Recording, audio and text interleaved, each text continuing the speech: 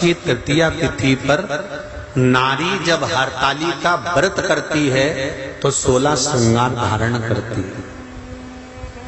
नूतन वस्त्र पहनती है, नूतन श्रृंगार करती है, नैनों में सुरमा, लाली, झुमका, हार, पाटली, चूड़ी, पायल, सारा श्रृंगार करती है, संपूर्ण श्रृंगार, क्योंकि वो शंकर भगवान और माता पार्वती श्री गणेश जी महाराज का पूजन करने बैठ रही है। हरतालिका अखंड सौभाग्य का पूजन करने बैठ रही है। कुंवारी कन्या भी अगर हरतालिका तीज का व्रत करती है तो वो भी श्रृंगार कर कर बैठती है, भले मांग नहीं भरती पर श्रृंगार करती है, पूर्ण श्रृंगार।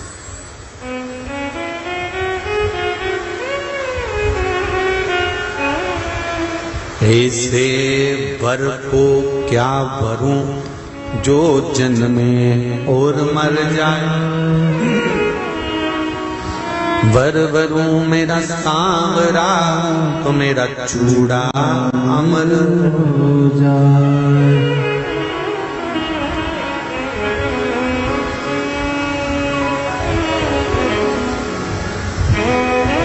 ऐसे वर को क्या वरूं जो जन्मे और मर जाए, वर वरूं मेरा सांवरा तो मेरा चूड़ा हो जाए। जहां हरतालिका व्रत हो रहा है वहां पर आप घर पर पहली पूजन करने के बाद घर जाकर अपने परिवार को बता देना कि अब मैं रात को बार बार नहीं आ सकूंगी, अब मैं भगवान की आराधना करूंगी, पूजन करूंगी। हाँ, स्नान करने के लिए आई, तैयार होकर तुम मुझे छोड़ आना, फिर मैं पूजन करूंगी वहां। वो हो सकता है आना जाना, पर थोड़ा बैठ कर सत्संग, भजन, कीर्तन, श्री शिवाय नमस्तुभ्यम या पंचाक्षर मंत्र नमः शिवाय, षडाक्षर मंत्र ओम नमः शिवाय, या भगवान का भजन वहां बैठकर करते हैं। क्रोंच गंधर्व ने गड़बड़ी कर दी। मनोमयी ने शंकर जी की आराधना करी, पूजन करी और अपने पति से कहा, स्वामी स्वामी क्या बात है मनोमयी, एक निवेदन करना चाहती हूँ, बोलिए। क्या आप शंकर भगवान का विसर्जन कर कर आ जाएंगे? हाँ, चले जाता हूँ।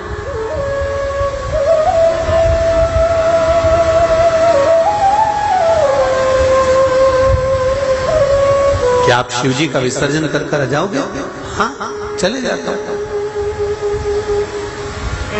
पूजन आपने करी है, अर्चना आपने करी है, आराधना आपने करी है, शिव को निमंत्रण देकर आपने बुलाया, तो छोड़कर भी कौन आएगा?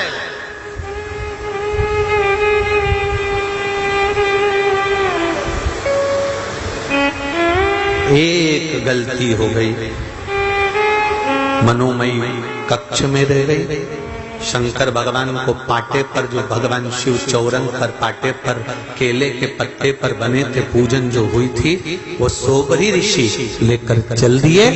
ले जाकर सोबरी ऋषि तो जैसे ही निकले, इतनी देर में जो क्रोंच गंधर्व दुनिया को ज्ञान दे रहा था, जो क्रोंच गंधर्व सबको ज्ञान बांट रहा था, अपने इंद्र के सिंहासन के पास में बैठकर देवताओं के नजदीक रहने के बाद भी वो क्रोंच गंधर्व सही नहीं रह पाया। और सोबरी ऋषि की धर्म पत्नी सुबह सुबह जब माताएं आखिरी पूजन करती है शंकर भगवान की, तो माता पार्वती जी को सिंदूर दान करती है। सिंदूर दान कर कर माताएं अपनी मांग में सिंदूर भरती है। हरतालिका तीज कर आप लोगों को स्मरण होगा, आखिरी पूजन में जब माता पार्वती को सिंदूर का दान दिया, सिंदूर अपनी मांग में भरा, भरकर बस मनोमयी अंदर प्रवेश कर रही थी, इतनी देर में क्रोंच गंधर्व उस घर के अंदर प्रवेश कर गया और दरवाजा उसने बंद कर लिया। द्वार बंद करा, मनोमयी को लगा कि मेरे पति विसर्जन कर कर आए।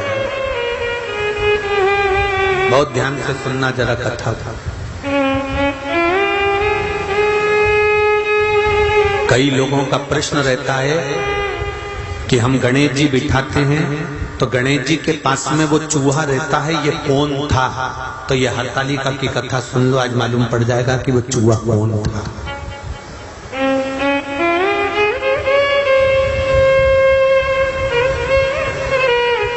कई लोगों का प्रश्न है कि गणेश जी के साथ जो चूहा रहता है, हम गणेश जी बिठाते हैं तो चूहा साथ में रहता है, तो वो चूहा कौन था?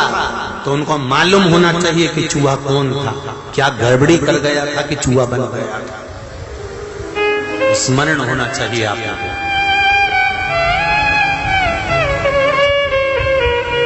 मनोमयी को लगा मेरे स्वामी आए, उसको भान नहीं हो पाया कि स्वामी नहीं है, ये तो क्रोंच गंधर्व प्रवेश कर गए। और गलत सोच से,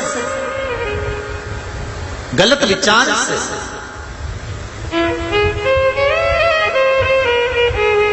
बहुत ऊंचे पद पर बैठ जाना या बहुत ऊंचे पद पर बैठकर अच्छे रह लेना, ये भगवान की कृपा से ही हो सकता है। ऊंच निवास नीच कर देख न सकल बहुत ऊंची गादी पर बैठ जाओ, बहुत ऊंचे सिंहासन पर बैठ जाओ, बहुत ऊंचे अवधे पर बैठ जाओ, बहुत ऊंचे सिंहासन पर बैठ जाओ, और बैठने के बाद अपनी चित्त, अपनी बुद्धि, अपना विचार, अपनी वाणी, अपनी सोच सही बनाकर रख लेना बहुत कठिन बात।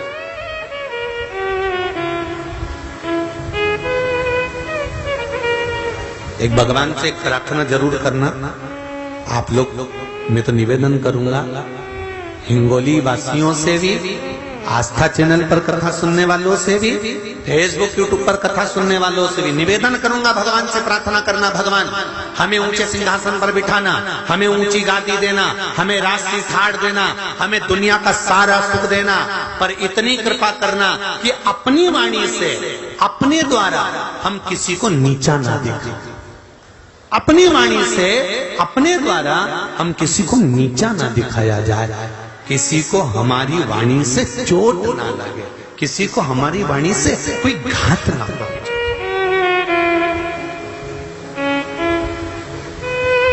हम कई बार कथा में कहते हैं, आज फिर कह रहे हैं, आपका मन कथा में लगे तो आप कथा सुनो। आपका मन करे कि सियोर वाला महाराज कथा कह रहा है, उसमें कुछ शांत तत्व है, तो आप सुनो। नहीं है, आपके हाथ में रिमोट है, आप टीवी बंद कर दो।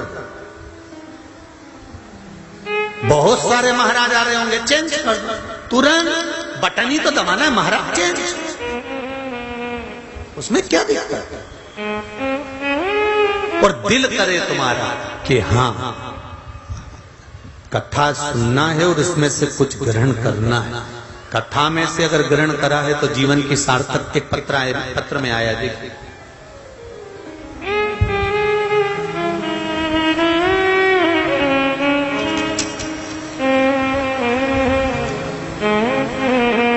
अंजुलेश नवीन जायसवाल हिंगोली से हैं, कहीं बैठे हो तो हाथ हिलाइएगा। आप ही श्री शिवाय नमस्ते। दोनों 9 के बाद उसी दिन सोनोग्राफी करवाई, अटैक आ गया, एक्सीडेंट हो गया, वेंटिलेटर पर पड़ा है, तो विद्वान से विद्वान ब्राह्मण एक ही बात कहेगा कि महामृत्युंजय का पाठ करो, शिव का नाम लो, शंकर को याद करो। जो मृत्यु को भी जीत सकता है वो इसको बचा सकता है, बाकी का सामर्थ्यता के अनुकूल नहीं। महाराज एक निवेदन है, जब हम दुख की घड़ी में होते हैं, फिर निवेदन है, एक शंकर का चरण अगर पकड़ लिया तो ये विश्वास मानना वो किसी के आगे तुम्हें झुकने नहीं देगा, तुमको संभालना, किसी के आगे झुकने नहीं देगा।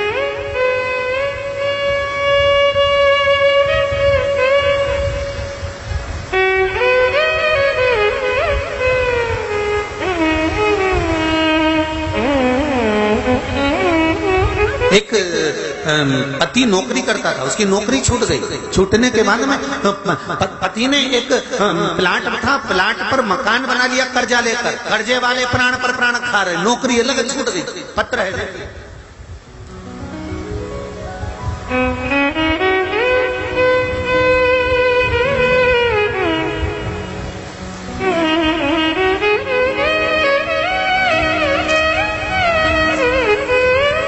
शरद महादेव व्यवहारे परभणी महाराष्ट्र से पत्र देखिए, उन्होंने लिखा है, मेरा नाम शारदा महादेव व्यवहारे, मैं परभणी महाराष्ट्र से आई हूं। कहीं बैठी हो तो हाथ हिलाइएगा। महाराज, पिछले साल महीने में परिवार बहुत परेशानियों में हो गया था गुरुदेव। मेरे पति की नौकरी छूट गई और हमने छोटी सी जगह ले ली थी जिसपे बैंक से कर्जा लेकर मकान बनवा लिया। गुरुदेव, नौकरी की समस्या आ गई, पति बहुत मानसिक टेंशन में रहने लगे, गुजर बसर का भी दुख हो गया, भोजन के लाले हो गए, मकान बेचने की कतार पर आ गया। गुरुदेव, बड़ा फैसला लेने को मेरे पति ने कह दिया कि अब ये मकान बनाया है, अपन इसको बेच देते हैं, बेचकर कर्जा चुका देंगे, नौकरी नहीं भी है तो कहीं से गुजारा तो चल जाएगा।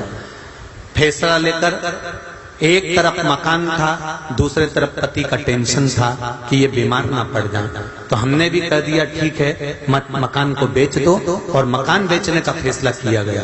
तभी आपकी और आपके शिव महापुराण के बारे में मेरी सहेली ने कहा, उसे सुन और सुनकर टीवी के सामने ही भगवान से प्रार्थना कर और जो उपाय बताए वो कर। तभी आपने पार्थिव शिवलिंग का निर्माण करवाया, जो इंदौर से पार्थिव शिवलिंग का निर्माण आप लोगों ने भी करा होगा। श्रावण के शिवरात्रि पर जब निर्माण करवाया तब हमने उस पार्थिव शिवलिंग का निर्माण किया और बाबा की कृपा ऐसी हुई गुरुदेव कि मेरे पति को उस पूजन करने के तीसरे दिन ही जॉब लग गया और हमारा मकान बिकने से बच गया। ये शिव है, ये शंकर है। शंभू वीकेंड पे हीरो बनकर आया है, आज छोड़ूंगा नहीं। शरणे मांगो घड़ी रे घड़ी, दुख काटो दया करी आपने दिल से अगर उसको पुकारा है, आपने दिल से उसको आमंत्रित करा है, आपने दिल से उससे कोई बात कही है, आप बैठकर अपने चित्त की बात, अपने मन की बात, अपने हृदय की बात उससे कहो तो तुम दुनिया से कहकर हल्के हो जाते हो, पर उससे नहीं कर पाते। भोलेनाथ, मेरी बेटी की शादी करा दो। शंकर भगवान बोले, बेटी तेरी तो मैं काहे को शादी कराऊं? जब तू वहां पर भी मेरा तेरा कर रही है, मंदिर में बैठकर भी, मंदिर में बैठकर भी कर रही है कि मेरी बेटी की शादी करा दो, तुम्हें वहां बोलना चाहिए, भोलेनाथ आप ही की दी हुई पुत्री है, आप ही की है, और जैसे अशोक सुंदरी का विवाह करा था आपने, मेरी बेटी आपकी है और आपको इसका विवाह करना है। शिव जी कहे जब मेरी है तो टेंशन मत कर, निपटा दूंगा 3 महीने में ही। जा जहां तेरा अहंकार आ जाता है, मैं और मेरा आ जाता है, अभिमान के शब्द आ जाते हैं, अभिमत्ता की वाणी आ जाती है, वहां से भगवान दूर हो जाता है। जहां रावण शंकर भगवान की आराधना करते थे, रावण शंकर भगवान की आराधना में लगा रहता था, पर रावण जब अहंकार की बात करता था, मैं लंकेश हूं, तो भगवान शंकर बहुत दूर हो जाते थे।